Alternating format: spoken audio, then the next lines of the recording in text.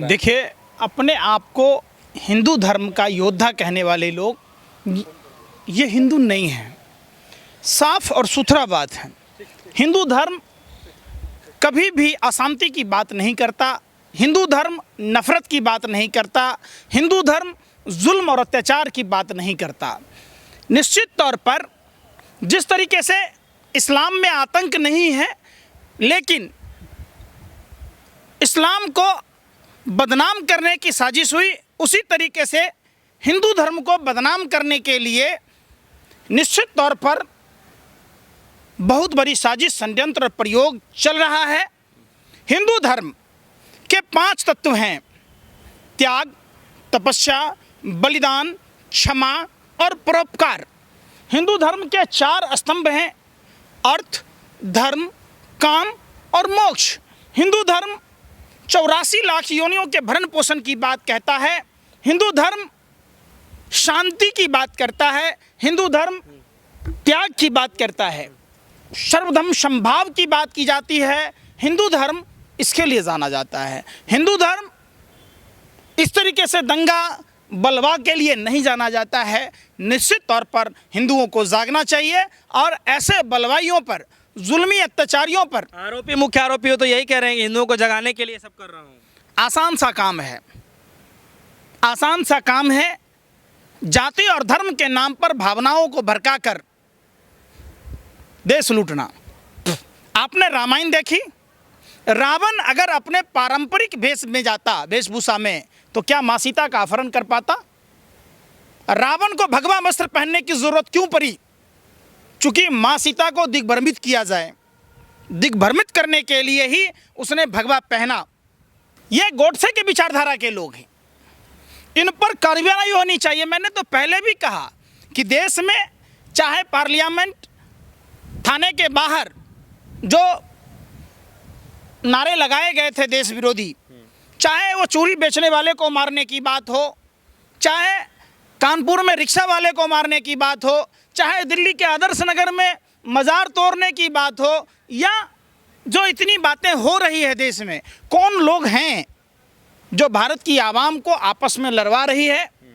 निश्चित तौर पर एक बहुत बड़ी साजिश। मिश्रा जी थे प्रमुख। अरे भैया, वही बात कह रहे हैं।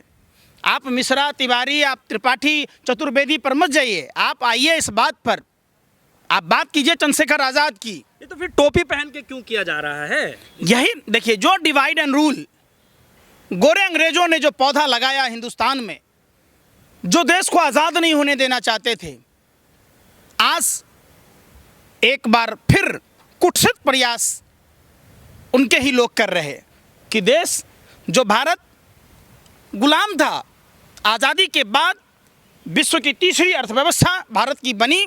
भारत विश्व के जो विकसित लोग हैं उसके होड़ में था, तो जानबूझकर भारत को पीछे करने के लिए, भारत की अर्थव्यवस्था को गर्त में ढकेलने के लिए, व्यापार को मंद करने के लिए, देश से अमन भाईचारा को समाप्त करने के लिए ये लोगों ने एक साजिश, षड्यंत्र प्रयोग का नतीजा है जो इस तरीके की बात हो रही है। 7 लोगों को गिरफ्तार कर लिया गया है, 4 लोग अभी भी फरार हैं। हम तो शुक्रिया अदा करते हैं, धन्यवाद करते हैं उत्तर प्रदेश पुलिस को, जिन्होंने देश को सांप्रदायिक आग में झोंकने से बचा लिया। राम की नगरी, सिर्फ बात राम और कृष्ण की नहीं है, ये साजिश चल रही है। आखिर सत्ता में जो लोग बैठे वो क्यों नहीं इसकी जांच करा रहे हैं? कौन लोग हैं जागीरपुरी में भाई? कौन गया था मस्जिद पर? वो तीसरी जुलूस किसकी थी? क्यों गया था? उसकी मनसा क्या है? वो नहीं जांच कीजिएगा। गलती चाहे हिंदू की हो, गलती चाहे मुसलमान की हो, जिस किसी की भी हो, धर्म मजहब नहीं सिखाता है आपस में बैर रखना। समझिए, साफ सुथरी बात है। जो लोग सेकुलरिज्म के खिलाफ बोलते, जिन लोगों ने चाहे धार्मिक कट्टरता पर बोलते, उन सभी लोगों पर कार्रवाई होनी चाहिए। ये देश सभी का है, सभी की साझी विरासत का देश है। सभी के बाप दादाओं ने देश की आज़ादी में और देश के विकास तक पहुंचाने में। बुलडोजर इस समय बड़ा ही लोगों में चर्चा का विषय बना हुआ है कि बुलडोजर पे सबकी निगाहें हैं, और अयोध्या से जो खबरें आ रही हैं, अगर उसको बुलडोजर से जोड़ा जाए तो मन में क्या चल रहा है? देखिए, बुलडोज़र और कानून व्यवस्था, ये देश बाबा साहब अम्बेडकर के संविधान से चलेगा। हम कहाँ जा रहे हैं? हम अपने बच्चों को क्या परोस रहे हैं, क्या दे रहे हैं? क्या भारत के आने वाली पीढ़ी को आप जेल में देखना चाहते हैं? क्यों उनको भाला, तलवार, फरसा ये दिया जा रहा है? क्यों उनको धार्मिक उन्माद में झोंका जा रहा है?